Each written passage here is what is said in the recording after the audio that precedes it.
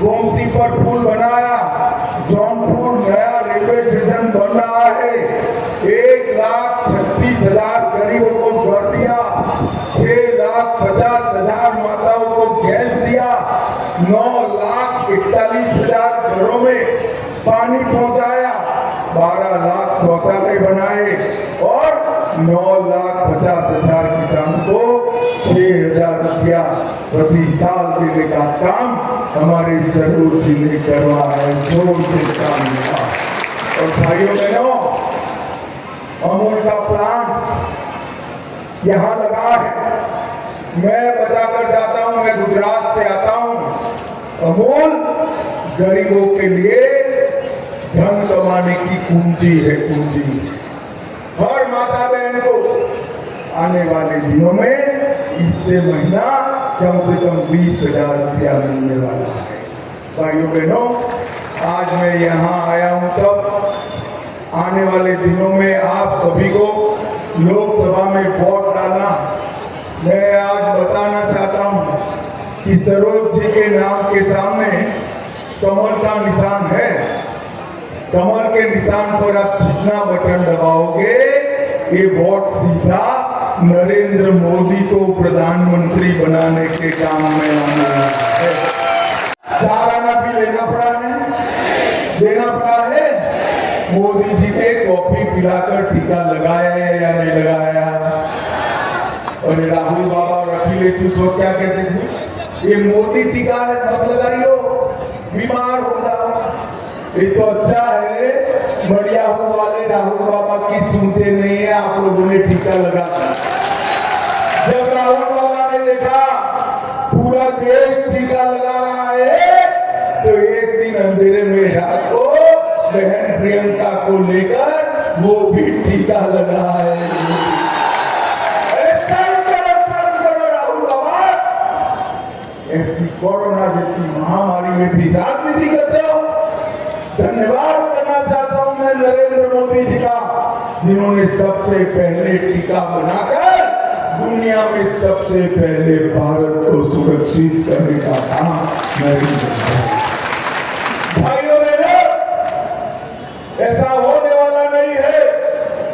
मैं देश भर में घूमकर आया हूं, पूर्व पश्चिम उत्तर दक्षिण हर जगह जहां जाता हूं एक ही नारा लगता है, मोदी मोदी मोदी मोदी मोदी। मगर एक मिनट के लिए सोच लो, ये इंडिया अलायंस वालों को बहुमत मिला तो उनका प्रधानमंत्री कौन बनेगा? है कोई? है कोई? चलो मैं एक एक कर पूछता हूं। शरद पवार बन सकते हैं क्या? ममता बनर्जी बन सकती है क्या? ये लालू प्रसाद यादव बन सकते हैं क्या? और हंसना मत हो जरा भी, नहीं हंसोगे ना? राहुल बाबा बन सकते हैं क्या? अब मैंने उनको पूछा, वो जवाब नहीं देते। एक पत्रकार ने पूछा कि भाई आप ये बताओ आपका प्रधानमंत्री पद का प्रत्याशी कौन है? तो उन्होंने कहा हम बारी बारी 5 साल एक एक जगह बने। बढ़िया वो वालों, ऐसे देश चल सकता है क्या? अरे राहुल बाबा, ये परचूरन की दुकान नहीं है, 130 करोड़ का महान भारत है, उसको एक मजबूत नेतृत्व चाहिए। और वो मजबूत नेतृत्व कौन दे सकता है?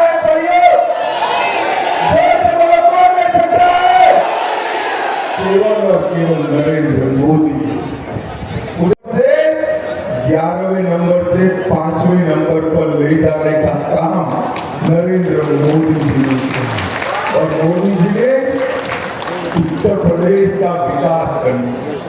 मैं आज यहाँ से अखिलेश यादव और राहुल बाबा को पूछना चाहता हूँ, 10 साल तक आपकी सरकार रही, 10 साल में आपने उत्तर प्रदेश को क्या दिया? भाइयों बहनों, हिसाब ही नहीं देते। मगर मैं भी बनने का बेटा हूं भाई, हिसाब लेकर आया हूं आपको। बता दूं क्या? बताओ। तो ध्यान से सुना, उन्होंने 10 साल में उत्तर प्रदेश को 4,90,000 करोड़ और मोदी जी ने 4,90,000 कांग्रेस ने दिया और मोदी जी ने 10 साल में 19,11,000 crore, 19,11,000 crore. Expressway, metro train, airport, defence का, मैन्युफैक्चरिंग का park, toy park, textile park, mega food park, plastic park, ढेर सारे उद्योग लगाने के काम नरेंद्र मोदी जी। और इसके साथ साथ उत्तर प्रदेश के 2 करोड़ लोगों के घर में नल से जल पहुंचाया, 3 करोड़ 40 लाख गरीबों के घर में 5 लाख तक का स्वास्थ्य का पूरा खर्चा नरेंद्र मोदी जी ने दिया, 2 करोड़ 35 लाख लोगों को घर में शौचालय दिया, 14 करोड़ गरीबों को 5 किलो अनाज दिया, 2 करोड़ गरीबों को गैस का सिलेंडर दिया, 50 लाख लोगों को घर दिया, गोरखपुर में एम्स, रायबरेली में एम्स, IIIT लखनऊ में और वाराणसी में लिफ्ट देने का काम नरेंद्र मोदी नहीं बनना चाहिए।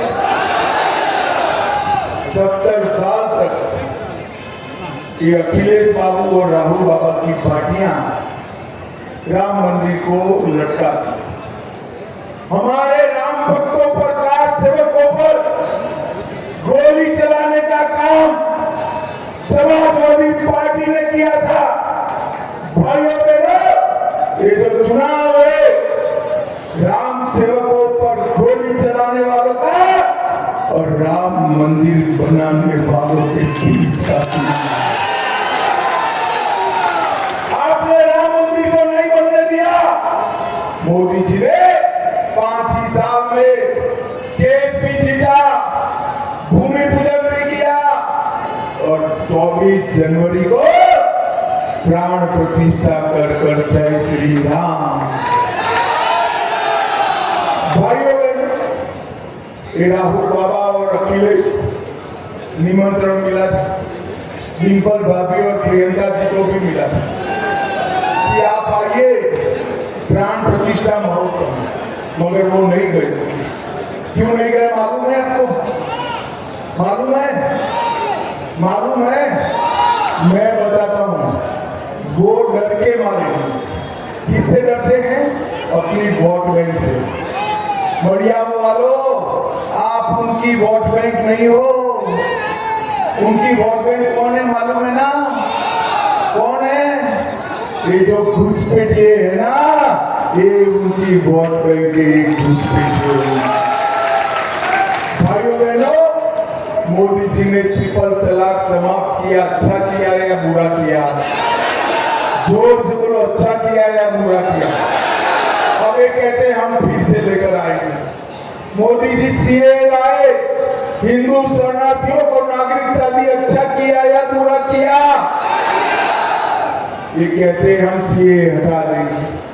ये कहते हैं धारा 370 फिर से ला देंगे और ये कहते हैं राम मंदिर को बाबरी ताला लगा दे। भाइयों बहनों, ऐसे लोगों को सत्ता पर बिठाना छोड़िए, सत्ता के 100 माइल नजदीक नहीं आने देना चाहिए। 100 माइल। भाइयों बहनों, आज मैं यहाँ आया हूं तब एक कांग्रेस पार्टी एक झूठ फैला रही कि मोदी जी आएंगे तो आरक्षण हटा दें। मैं आप सभी को कहने आया हूं, 10 साल से मोदी जी के पास पूर्ण बहुमत है। 10 साल में बहुमत का उपयोग मोदी जी ने आरक्षण हटाने के लिए नहीं। ये कांग्रेस पार्टी, इस सपा बसपा झूठ बोल रहे हैं। मैं आपको बताता हूं, एक भी सांसद भाजपा का है तब तक आरक्षण को कोई हाथ नहीं लगा सकता। इन लोगों ने आरक्षण को कटौती करने का, डाका डालने का काम। कर्नाटक और तेलंगाना में मुसलमानों को आरक्षण दिया, 5% आरक्षण दिया। मैं पूछना चाहता हूं मड़िया वालों, मुस्लिमों को आरक्षण दिया है, किसका घटाव है? ओबीसी, एससी और एसटी। आप मोदी जी को तीसरी बार प्रधानमंत्री बना दो, हम ये मुस्लिम आरक्षण समाप्त कर कर एससी, एसटी, ओबीसी का भाइयों बहनों, ये कांग्रेस पार्टी हमेशा से दलित विरोधी पार्टी, आंबेडकर जी का हमेशा अपमान किया। मोदी जी ने 14 अप्रैल को समरसता दिन घोषित किया, 26 नवंबर को संविधान दिन घोषित किया। मऊ, लंदन, नागपुर, दिल्ली और मुंबई में जहां जहां आंबेडकर जी के जीवन के महत्वपूर्ण घटनाएं थी, वहां स्मारक बनाने का काम नरेंद्र मोदी जी ने। मैं यहाँ आया हूं तब आपको बताना चाहता हूं कि कांग्रेस पार्टी के एक नेता कहते हैं इस देश को 2 टुकड़े में बांटना चाहिए, साउथ इंडिया और नॉर्थ इंडिया। मुझे बताओ मड़ियाहू वालों, आप देश बटे ऐसा इच्छते हैं क्या? चाहते हैं क्या? एक बार देश का बंटवारा इस कांग्रेस पार्टी ने किया, वोट नहीं बनाए उनका, वो दूसरी बार बंटवारा करना चाहते हैं। मैं कहकर जाता हूं, भारतीय जनता पार्टी इस देश का बंटवारा कभी होने नहीं देगी, होने। भाइयों बहनों, मड़ियाहू में और हमारे मछली शहर में ढेर सारे विकास के काम करने का काम हमारे सरोज ने किया।